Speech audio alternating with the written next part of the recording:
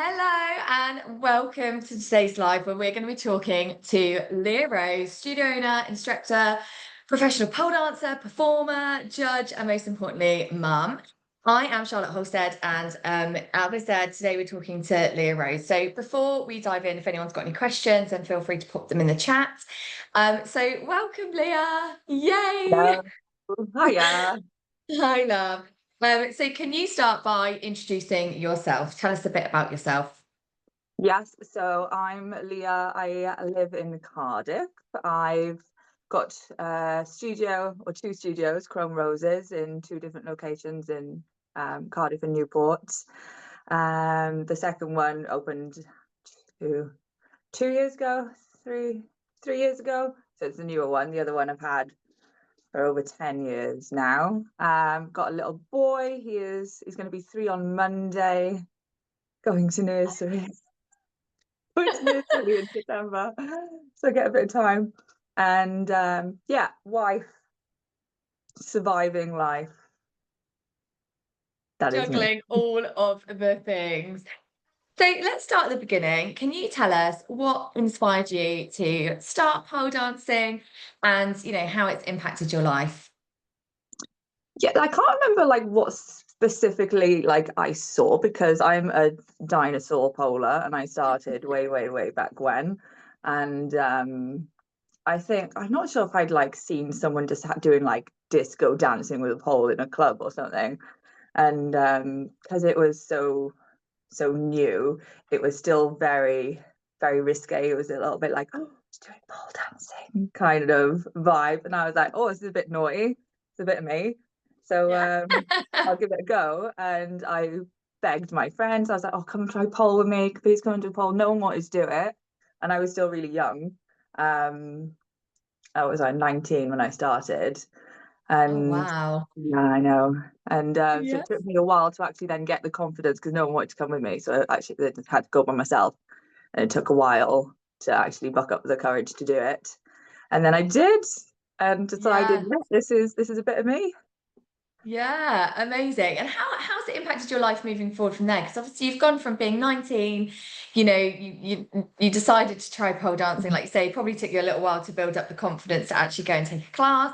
And since then I mean, we met through competing, and I think that's what's so amazing about the pole community. Like Liz in Cardiff, there's no way we would have probably come into Yeah, each other's lives in any other way. We met at the competitions long time ago, over 10 years ago probably, yeah, um, and became friends and have been friends ever since. We kind of bounce ideas and cry yeah, to each other occasionally. um, and you've gone from that, you've gone from competing, like you just said. I remember sitting in a hotel room with you when you decided to open Chrome Roses. I remember being like in our hotel room. I think we were doing something no, like not, I'm not sure, but I think it was probably for Stacey at one of I think her mostly, yeah, events. Yeah, and I remember you telling me about that then, and you were gonna start your studio, and you've performed, you've judged, you've now got two studios, you've got other businesses which we'll dive into a little bit later. But how has it impacted your life? Because that's pretty amazing, really. well, it's pretty much like evolved my life. It Yeah, has, yeah, like, it's what started off as a hobby has then ended up being my life, being a part of me, making so many things available and allowing me to have done so many things that I wouldn't have even imagined doing without it. And yeah, but when we were setting up for this meeting, I was thinking back a couple of things, and so many things that were highlights, that were like crazy things that happened. You seem to be involved in a lot of them as well. So we've gone through a lot of this together. we have, babe, we have. And Mm. also, I actually have forgotten to mention, and it's a massive part of what you do as well. You're obviously an expert trainer as well. Yes, So you're working for sorry. one of the best businesses in the industry, training other people to become instructors as well. So, like you said, it really has become like a part of everything that you do. Yeah. So yeah, that's really amazing. So you just actually touched on like memorable moments and experiences you've had, opportunities you've had. So is there anything that kind of like really stands out that you'd like to talk about? Is there anything? Well, it was like touching on where you said expert, initially, when I was first invited to become an X-Pole girl was an absolute like mind-blowing thing because I think it was on like Facebook and I saw like Stacey popped a little ad up saying that they were looking for people. And me and another girl who I knew at the time, I think we went down and did this like a test, like a shoot, and we were there at the shoot and there was people I know X-Pole at the time and still are just like a massive, like they're the pole people that you want to be involved with, especially when you're very new and very excited about being in this industry. And we went for a shoot and I remember like Sarah Scott was there, Jesse McClucas, Betty Kate, like all these people, and I'm like, oh my god, what am I Yeah. doing?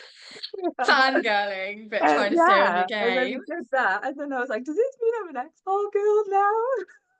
Oh, I love But that. I remember that. from that, so many things then happened. Like I ended up going to China with Expo, like all these crazy things that like never would have had a chance to do. And then from that, yeah, becoming a an expert trainer is yeah, it's been wild. Yeah, absolutely changed your life. I think Mhm. we both um owe Stacey a lot for We do. opportunities that we've had along the way. What a woman, hey? Um, Mm. so let's talk a little bit about then. You had your son 3 years ago. And I know that wasn't like a light decision for you either, because obviously you are a career girl and you work really, really hard. And obviously from my personal experience, I also know that it's not something that we kind of you just decide to do one day because that's what you want to do. It's like Mhm. fitting it in, looking at your schedule, you know.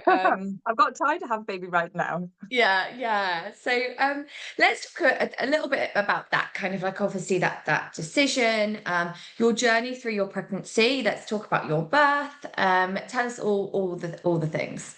So I never wanted kids. If you had talked to me before Tino, I was like, absolutely not, no way in hell. And then I'm not sure if it was the clock, the supposed clock that started ticking. And then I was just like seeing fucking babies and kids everywhere, thinking like, do I want one of these?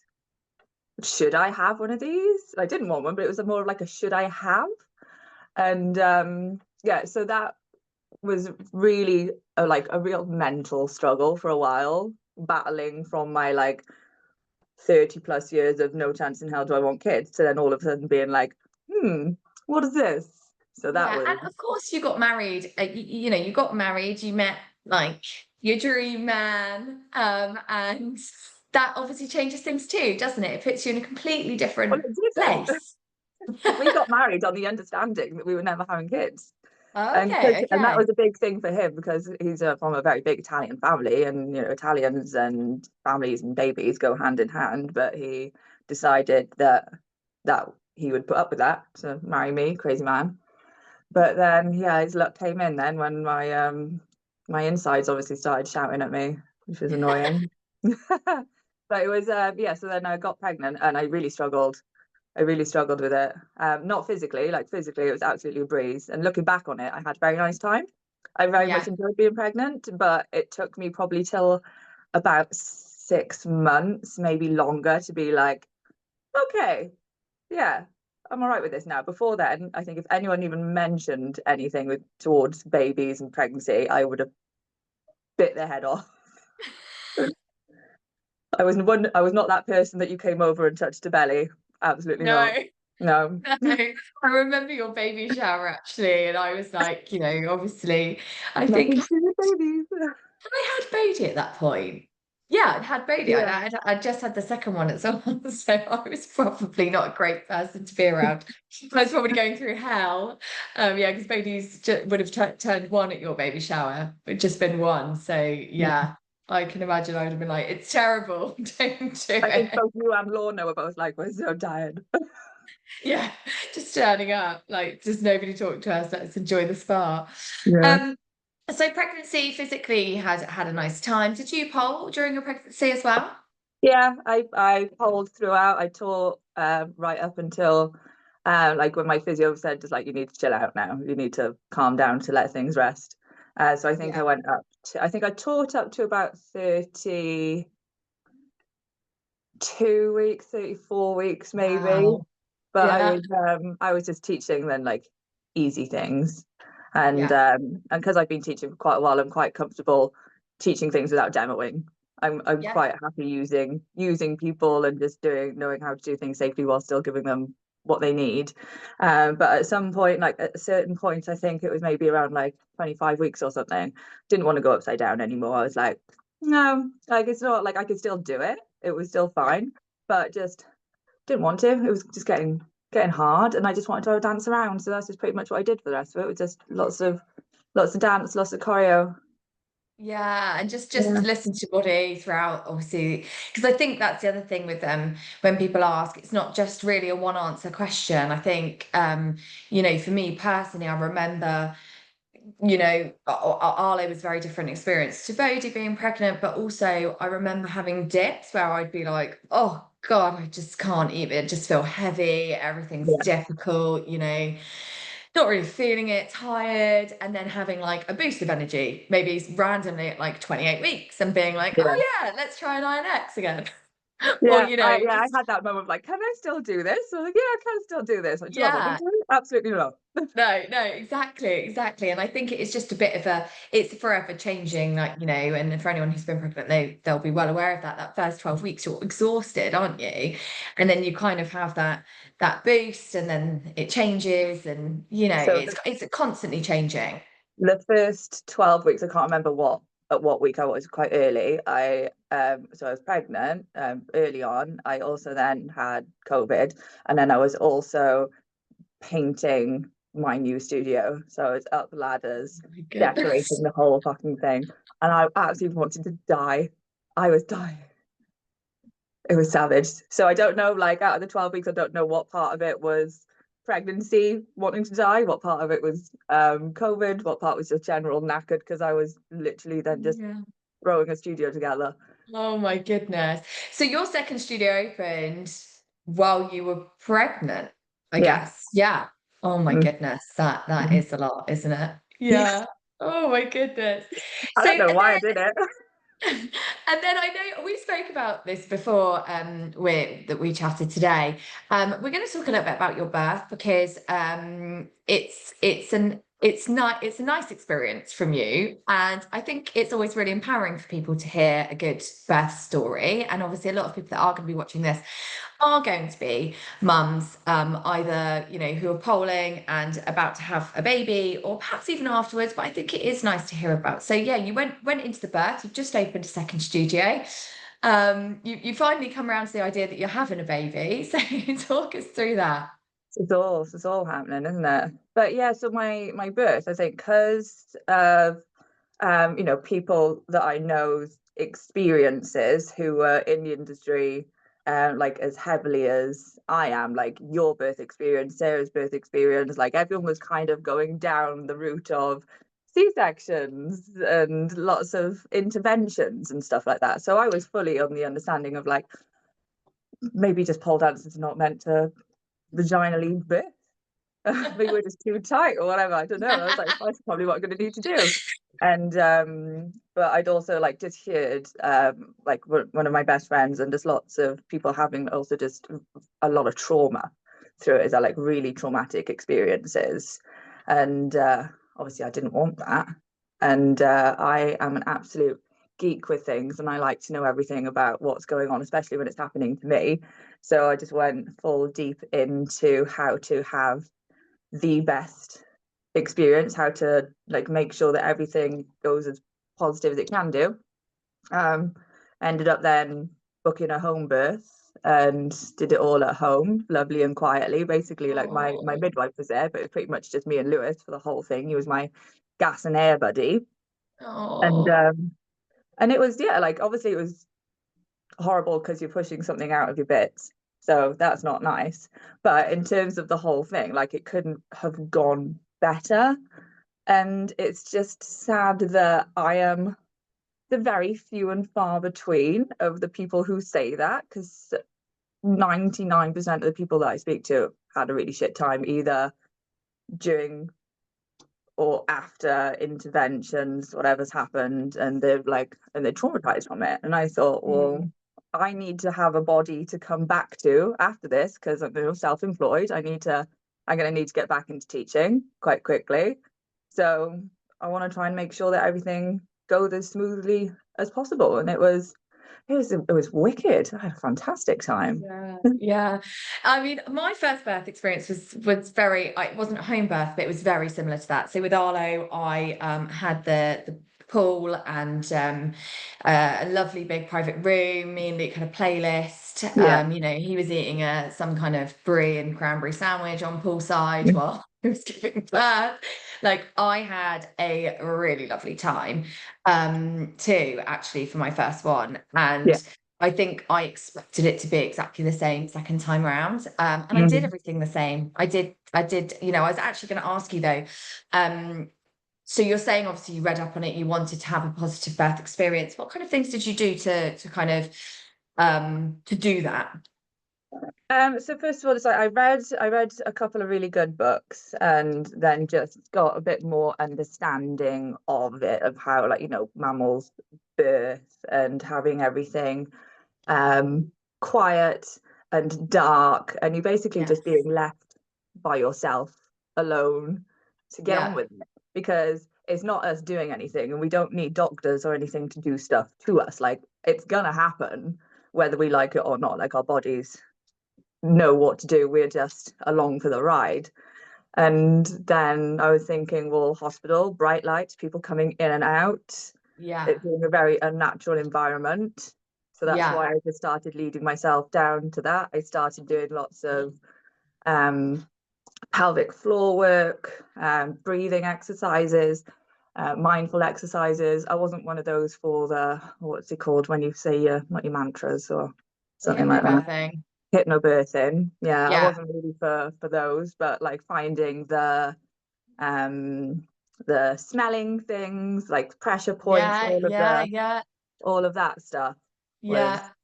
and then you just like I literally just went into my own little zone, closed my eyes for Yeah. hours, and then yeah, it was just like I was just like high. It's the only way I could Yeah. describe Yeah. it. Yeah, and like I think the thing is, I actually think that's really empowering for anybody, regardless of the outcome of your birth, because I think I definitely had the perception that I had quite a lot of control when I gave birth to Arlo because I had done all of those things and I put all of those things in place and I did do hypnobirthing and I absolutely loved it. Yeah, And I did that before, and like I say, had the pool, we had dark room, we could choose our lighting, we had our playlist, all the rest of it, and that was lovely. And prior to the birth of Bodhi, I did everything the same. yeah, And the outcome was very different. And that's like, there's a whole nother story to that, which I'm not going to go into because this isn't about me. But I think regardless of the outcome of the birth, I think the impact taking control in that period before you give birth and yeah, learning and educating yourself yeah. is, as I said, just really empowering and really important. So I It's think, knowing what happens, like knowing the process of birth and what actually happens, yeah, and like at some point knowing that like you're probably going to bawl your eyes out, which is a sign that things are progressing, and like all these different feelings, and again like looking up that so that then like when something's happening you're like, oh, this is normal, like this is, I've heard about this and stuff, so it gives yeah, you a little yeah, bit of confidence. And I think when like was like fitness professionals, we're very in tune with our bodies as well. We're very in tune, so we're able to listen and look out for signs. And then I think it's just having confidence in yourself and in your yeah, body that you trust it to do what it'll yeah, do, and that you can stay calm, yeah, which I think as yeah, studio owners we have to do that a lot of the time anyway. So I think we're yeah. quite mentally resilient, which you need to be for birth as well. Yeah, yeah, I love that. I love that. And I think that's really, like I say, I think, even if people do have a different birth experience, I think what to take away is just having that power, having that control and that Yeah. confidence, like you say. And I think that's really, really good. So That's one let's reason talk. why I don't really want to have another one as well, because it was so good the first time. I wouldn't want to go through it and have it different. Mm, agreed. TripAdvisor 0 out of 10. So you've had the birth, and then you have your lovely little Tino, and you've had a magical experience. Let's talk about how you're juggling it all, babe. Personal life, family life, studio life. You can be as honest as you like, but yeah, let's talk about how you're balancing it, and maybe with some advice to other mums who are also trying to manage it all. Well, let's just summarize it as I can't juggle and I drop a lot of balls constantly. Yeah, yeah, I know that It feeling is, well. yeah, it's literally just throwing things up in the air and seeing what you can catch. Because it's just like you can't do everything. Like some things have got to drop by the wayside, whether you realize they are, whether you want them to or not. Like there's just so much that is being asked of you. A lot of the time, so many things that you're asking of yourself as well, and we put a lot of pressure on ourselves to be doing things that it's just you've just got to chill out and you've got to just let it happen, and what will be really. Yeah. And I think, I don't know about you, but one thing that I do find is the priorities change like all the time. So Yeah. there will be times where, and obviously my children and my family are top. They obviously are. But, just recently, the Aura party, I spent 4 weeks gearing up for this party, the content day, the launch. And honestly, as in prioritizing, it was like, Barry had to do the drop-offs and pickups because I just needed to work that a little bit longer over the last 4 weeks. And the weekend I had to work more because I had to set the studio up and get everything ready. And I prioritized Aura because I had that big event. So Aura kind of sat a little bit higher. And then on Tuesday I took the day off and spent it with my family. And I didn't do any work. So then that day was prioritizing them. And it's also, I've taken a long time. I mean, Bodhi is now 4 and Arlo is almost 8. So it's taken me almost 8 years to realize that it's okay that it goes like this. Yeah. And sometimes you'll need to prioritize something. And the same when you're managing multiple businesses, there's time where Aura is a priority. There's time where the studio needs a little bit more love and attention, and that needs to be priority. And it's Hmm. okay to do that. Um, and work that out as you go. And I think, like I say, it's taken me a really long time to get there. So I think being aware of that. And like you say, sometimes there are things that sit by the wayside and you realize they weren't important anyway. And actually it's Yeah. okay. You were trying to do another thing on your to-do list, which actually didn't bring you any joy, maybe didn't bring you any money as well. Yeah. If something brings you joy and no money, that's fine because it makes you feel good, right? But if Yeah. it's literally not ticking any boxes, then it's okay maybe to let that go. And I think as business owners, that sometimes can be, quite challenging. So in amongst all of this and juggling all of the balls that you already had, you decided to set up another business. Um, Mindfulness in Motion, and this is Pole Journals that Leah Rose started about 18 months ago. Yeah, something like that. Yeah, about Sounds 18 about months right. ago. So Yeah. let's talk about that. Why did you decide to set up another business? I mean, Oh no. I think, oh, you don't know. No, I do. Yeah. Why did you decide to do it? How's it going? Tell us all about it. Yeah. I'd say I don't know in terms of like why did I decide to put that extra level of stress on myself? I do not know. Yeah. But so when I was trying to get back into training and when I was just finding everything very overwhelming, and obviously I was getting back into teaching and I was trying to lesson plan, but also like just try and get back into it for me because instructors and studio owners, very, very, very little of the studio time is actually for you to enjoy just training for yourself. So I was getting quite overwhelmed with that and just like over general life. And so I started journaling a little bit and just trying to plan things. And I ordered a journal to just start writing down and put this planning, like a planning journal. And I was looking at that and I was like, I can turn this into more of a focus for my pole and my fitness to try and get back into that. And then just decided actually this might be useful for other people as well, Yeah. and decided to actually then make a whole fucking book on mindful training Yeah. and guidance and lesson planning if you're a teacher, or just lesson tracking if you're a student, and being able to plan your training and Yeah, just like and check in like with your sessions, like how you're feeling, like how what are your energy levels, like how is your mindset before the training, after training. So it's kind of easy for you to then see like, oh, I had a really shitty session, but I started it like with really crap energy, or this has happened yeah, before. So you're able to then start to correlate, and you don't beat yourself up so much from realizing, oh, I just came in, I had a shit session, I'm obviously rubbish. Like, why am I doing this? Why is this my yeah, job? yeah,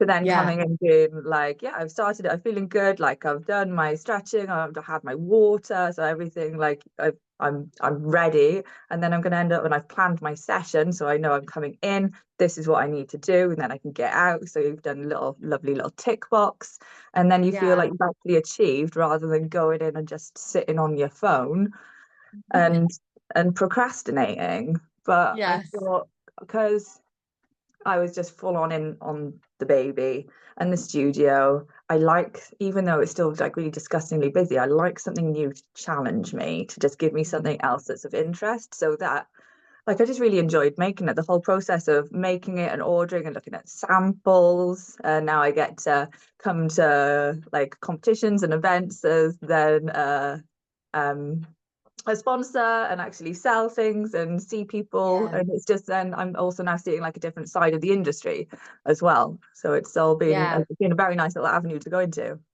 Yeah, and I think that's amazing. And I think as well, like, it's I know this wasn't your motivation, like you say, this happened very organically. You started journaling yourself, and that's progressed from there. But also, like finding something that's a bit more of a passive income. I think all of us are so reliant on our bodies, and Mm. especially when you then have children, you add in another level, another layer.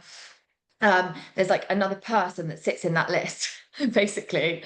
And they sit at the top of that list too. So also trying to find ways, that we can still pour the passion into something that isn't completely reliant on us being physically able all of the time. Would you say that that was kind of a level of it, or was that an afterthought? It was definitely an afterthought because um yeah, it's something that I'm thinking like, what can I do with it next? Like, how can I grow it?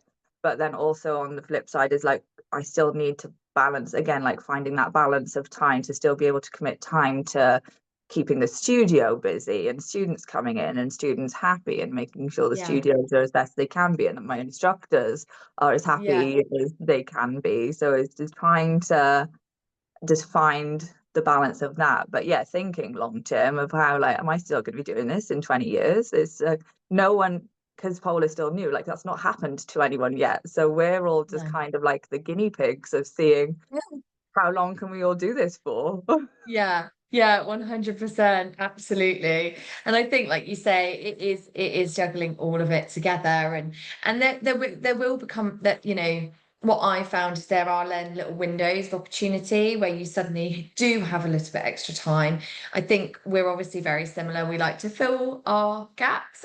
No, we've got a really quiet month. What business can we set up then?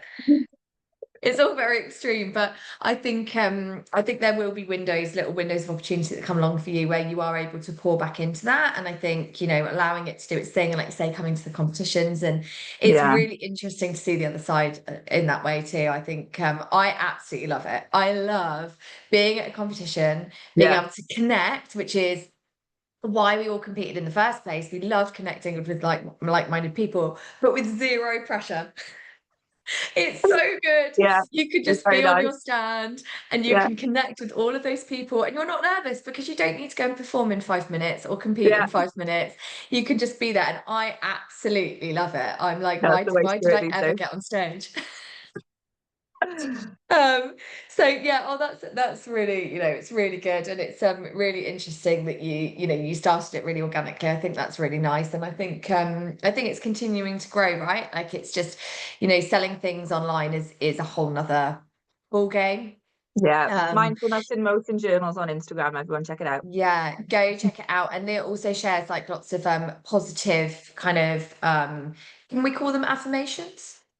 Is that what you Yeah, I suppose so. Yeah, it's just to remind people to be kind to themselves because social media is the absolute devil some of the time. Like it's amazing because that's how uh I managed to get to where I am. It's how we met. So parts of it are amazing, but in terms of making you feel shitty about yourself, Mm, it's it's a bit of a reminder to like to be kind to yourself, to be realistic about mm. what you're doing, what you're trying to do, what you're trying to achieve, and what you're also seeing others do.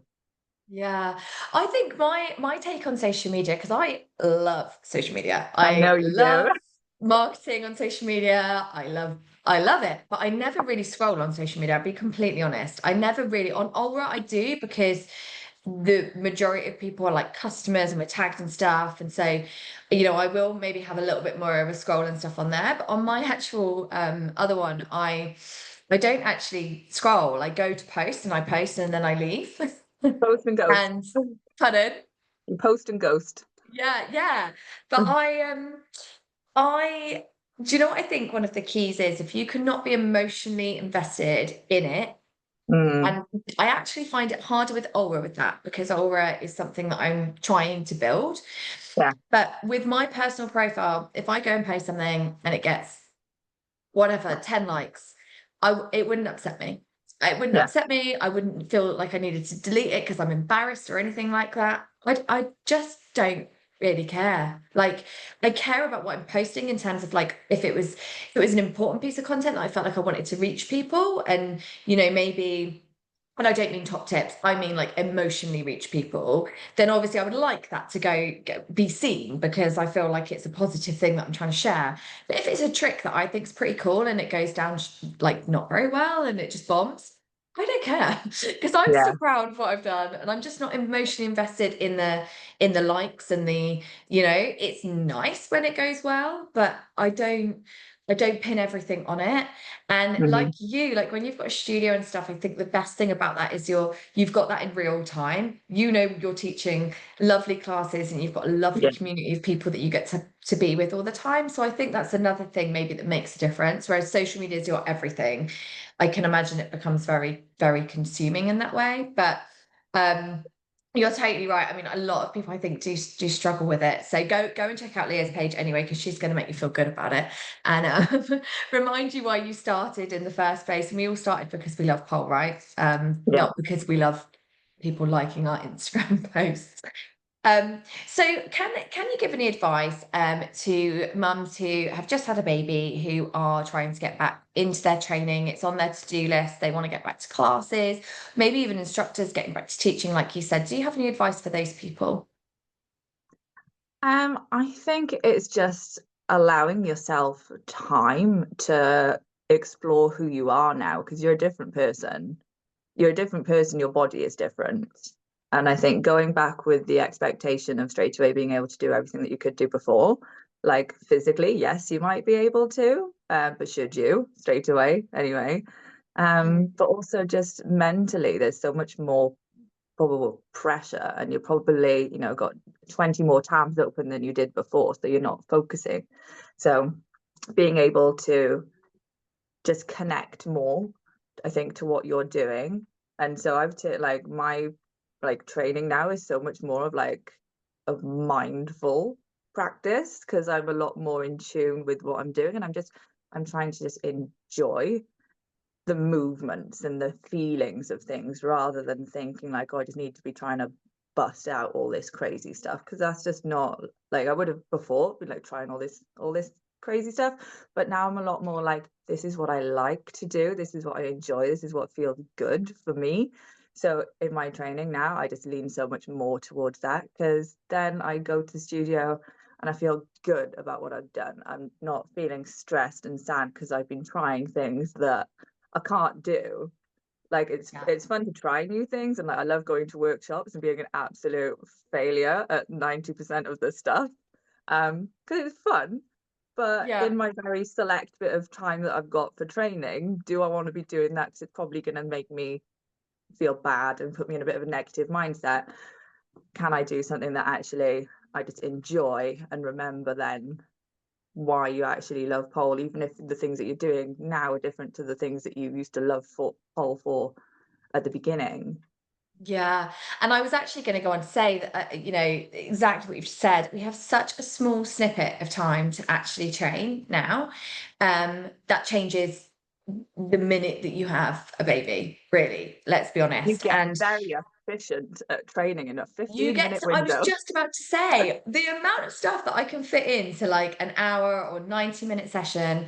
And I think I've said this previously, but I have one day a week, which is a whole morning where I go and spend in the studio. And within that time, I tick off class plans, my own training, normally creating some kind of choreo for the class, my Patreon tutorials and my content.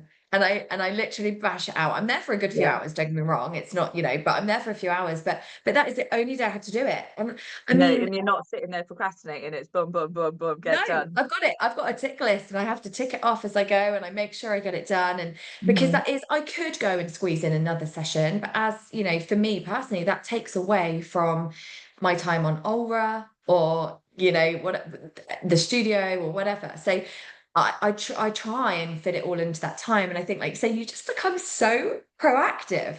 Like, Yeah, I've really, really impressed myself because I do think I'm like borderline ADHD, so I do get distracted like very easily. So I've impressed myself with how proactive I can be within that time and how much I can stay focused to do those things. So, you know, at the beginning when Tina was still or when he was still a baby, I'd take him to the studio with me and do some training. And sometimes I'd get a really big session in because he would sleep, but that would be very yeah, minimal amount of time. So sometimes at the beginning, it was literally just like you go to the studio, maybe you just get through a warm up, and then the baby starts crying. But I think it's just getting that relationship back with going to the studio or getting on your yeah, pole. And sometimes it'll end up being something where you get loads done. Sometimes you're not going to get anything done. But yeah, some of those times where I got nothing done, I ended up then at the studio playing with Tino. And yeah. like, as much as you want to be training, like those moments, they're not going to last forever. So it's No. valuing that as well. Yeah.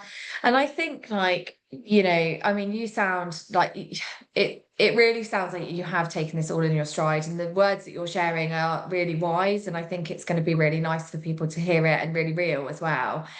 But from my experience, and I've done it twice, I wish that I'd given myself more time.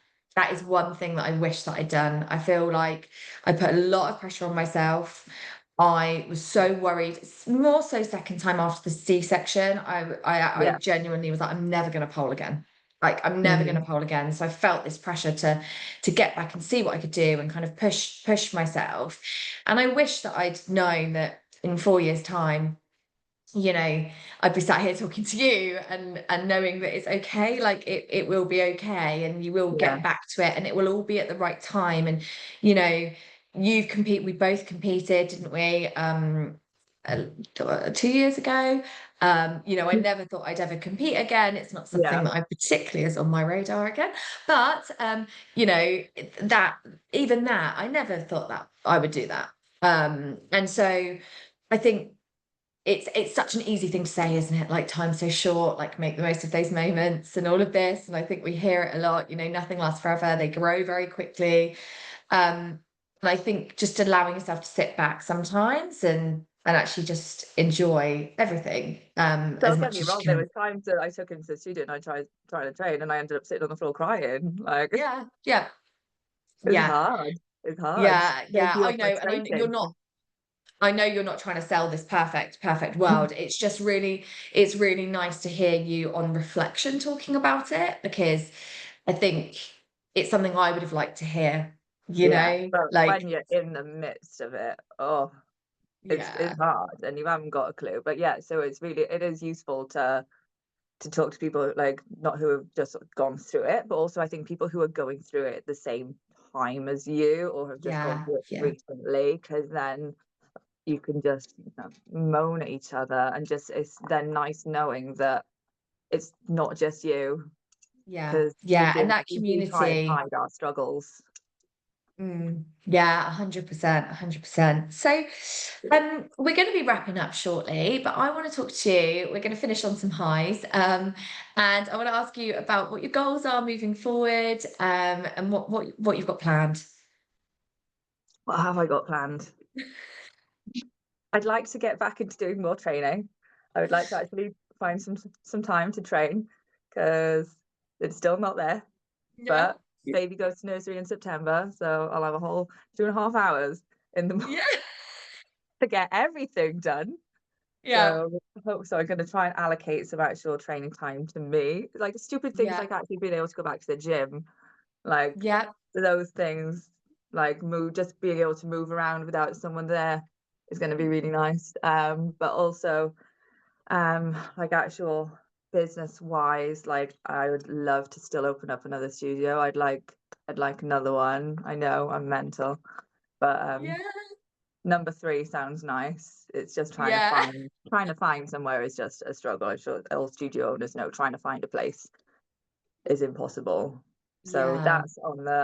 that's on the cards.